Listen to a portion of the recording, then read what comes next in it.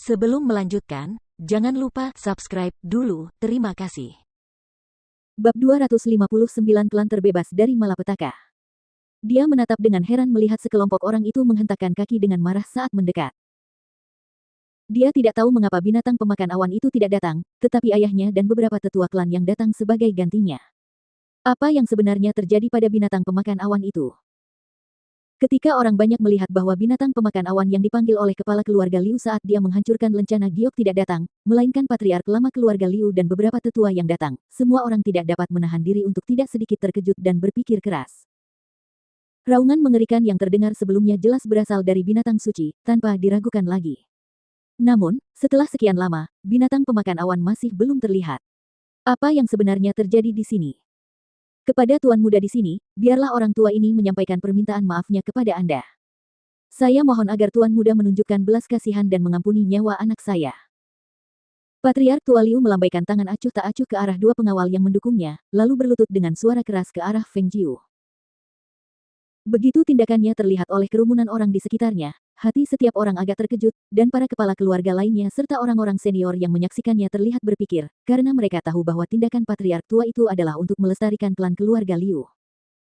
Bahkan hingga saat itu, hanya kepala keluarga Liu sendiri yang masih belum sadar, tidak menyadari bahwa kakinya terantuk pelat baja yang keras. Pemuda berpakaian merah itu tidak hanya memiliki kekuatan yang kuat dan kecakapan bertarung yang luar biasa, tetapi kekuatan di belakangnya pasti lebih mengerikan. Mengadu klan keluarga Liu melawan pemuda ini, jika mereka bisa lolos dengan mudah, kepala keluarga Liu dan beberapa tetua akan kehilangan nyawa mereka, jika tidak, itu bisa menyeret seluruh keluarga Liu untuk dikubur bersama atas apa yang telah dilakukan kepala keluarga Liu hari ini. Tuan muda, saya mohon belas kasihan Anda. Beberapa tetua klan yang sudah tua juga berlutut tanpa sepatah kata pun. Mereka tidak berusaha membenarkan apapun, juga tidak berdebat siapa yang salah atau benar. Mereka tidak berpikir untuk menekan dengan jumlah orang yang lebih banyak dan tidak berusaha mencari keadilan bagi orang-orang mereka yang telah meninggal. Mereka hanya ingin melestarikan keluarga Liu, untuk melindungi klan keluarga mereka. Sepanjang perjalanan ke sini, para pengawal mereka telah menceritakan rangkaian kejadian yang menimpa mereka dan dengan kekayaan pengalaman mereka, mereka tahu bahwa keluarga Liu telah menghadapi masalah besar hari ini. Kesalahan sekecil apapun dalam menangani masalah ini dapat menyebabkan seluruh klan keluarga Liu dikuburkan sebagai balasan atas semua tindakan kepala keluarga Liu pada hari itu. Dan pada saat itu, mereka semua membuang keangkuhan mereka sebagai tetua klan, membuang martabat yang diberikan kepada orang-orang tua, merendahkan postur tubuh mereka, bukan demi mereka yang telah meninggal, tetapi demi orang-orang yang masih hidup. Keheningan meliputi kerumunan, saat mata semua orang tertuju pada Feng Jiu. Bagaimana reaksi pemuda berbaju merah? Menghadapi pemandangan seperti itu, apa yang akan dia lakukan?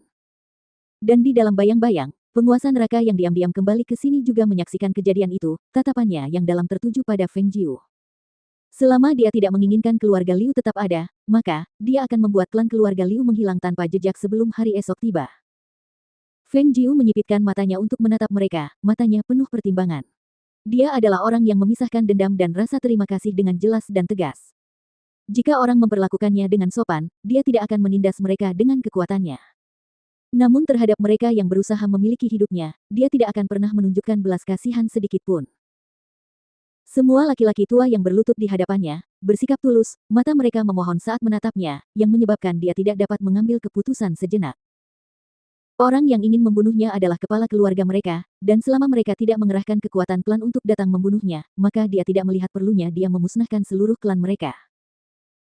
Dan menyaksikan kejadian itu, kepala keluarga Liu akhirnya menyadari apa yang sebenarnya telah dilakukannya, dan dia berdiri di sana tertegun sejenak, sambil menatap ayahnya dan segerombolan tetua klan yang berlutut di tanah. Pada saat itulah dia menyadari bahwa tindakannya yang gegabah dan tergesa-gesa, perintah eksekusi yang diberikannya tanpa berpikir, telah menyinggung pemuda berpakaian merah ini dari asal-usul yang misterius dan tidak diketahui.